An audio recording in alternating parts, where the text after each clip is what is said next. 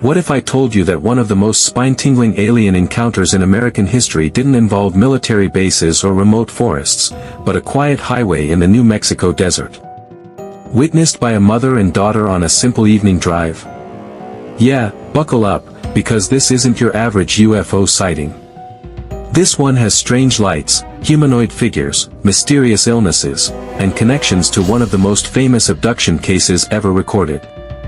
Curious yet? Let's dive into the chilling case of Hilda McAfee and her mother, two ordinary women who had anything but an ordinary night in 1972. Let's rewind the clock to the summer of 1972. America was still reeling from the counterculture revolution of the 60s, the Vietnam War was ongoing, and the Apollo moon landings were fresh in people's minds. This was also the golden era of UFO sightings in the US, before smartphones, before drones, when the only thing in the sky was either a bird, a plane, or something else entirely. Now picture this, a long, desolate stretch of Interstate 10 cutting through the sun-scorched desert between Las Cruces and Deming, New Mexico. It's evening, maybe twilight.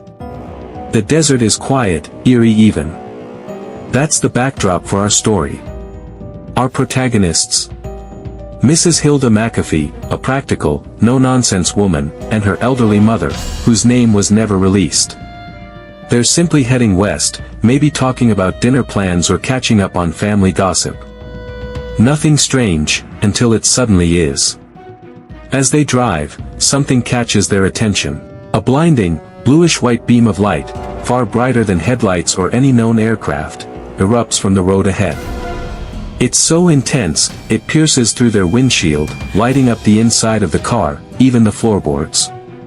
Then, they see it. Not just a light, but a vehicle of some sort, large, metallic, truck-sized, but hovering silently above the ground. And standing beneath it, two humanoid figures. Not your classic, little green men, mind you. These figures are human-sized, stocky, dressed in bulky, quilted pale blue uniforms with black gloves, boots, and large helmet-like headgear with dark visors.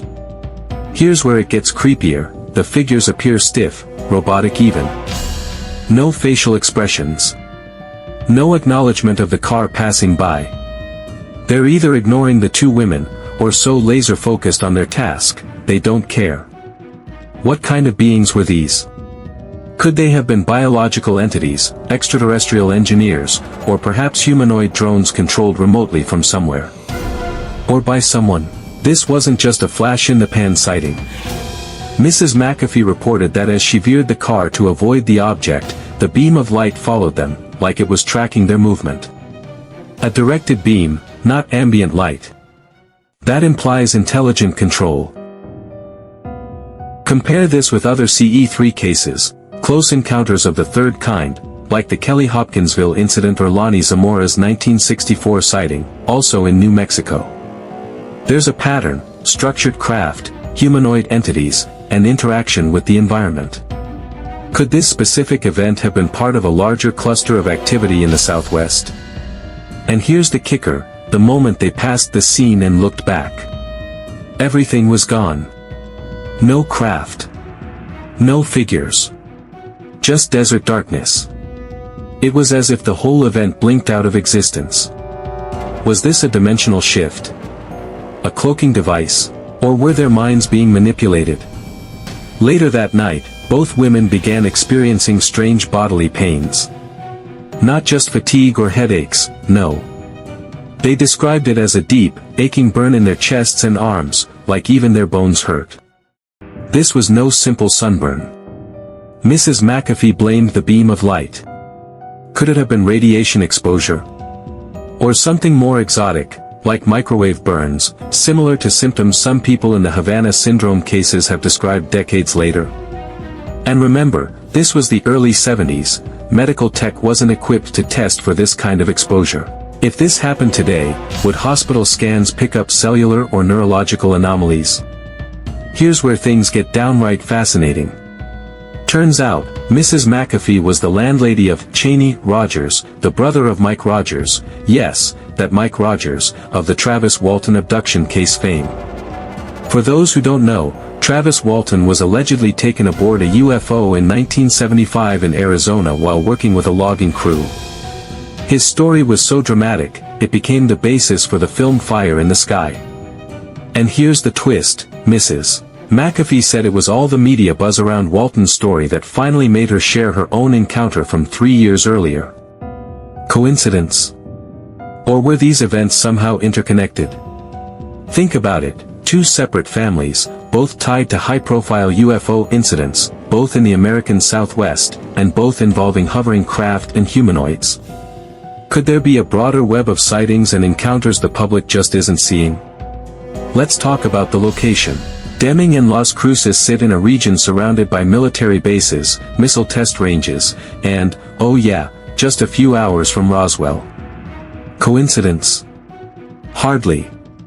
New Mexico has long been ground zero for strange activity, be it White Sands Missile Range, Los Alamos, or the infamous Dulce Base conspiracy, where it's rumored secret alien-human collaborations are taking place deep underground. Are these UFOs simply observing military activity? Or, are they part of it? So now, let's pause and throw the question to you, what do you think happened to Hilda and her mother? Were they lucky witnesses to an alien reconnaissance mission? Victims of a government test? Or participants in something even weirder, like an interdimensional breach? Let me know in the comments. Have you or someone you know ever had a similar experience on a quiet highway or in the desert? And here's another theory, what if these beings weren't extraterrestrial, but extratemporal, travelers not from another planet, but another time?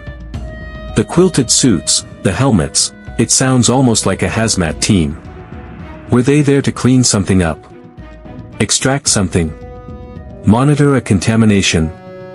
Though Mrs. McAfee and her mother never sought fame, their story has quietly persisted in UFO circles for decades. Their calm demeanor, physical symptoms, and reluctance to come forward actually add credibility to their claims. They weren't looking for attention, they were looking for answers. And decades later, we're still looking. Whether you're a believer, a skeptic, or just love a good mystery, this case has all the ingredients: unexplainable tech, creepy figures, a silent desert, and an unsolved puzzle. If you enjoyed this deep dive into one of the eeriest alien encounters on record, make sure to like, subscribe, and hit that bell for more strange and true stories from the edges of reality. Alien, and remember, the truth may be out there, but sometimes, it's a lot closer than we think. Drop your theories below, and until next time. Stay curious, stay safe, and keep your eyes on the skies.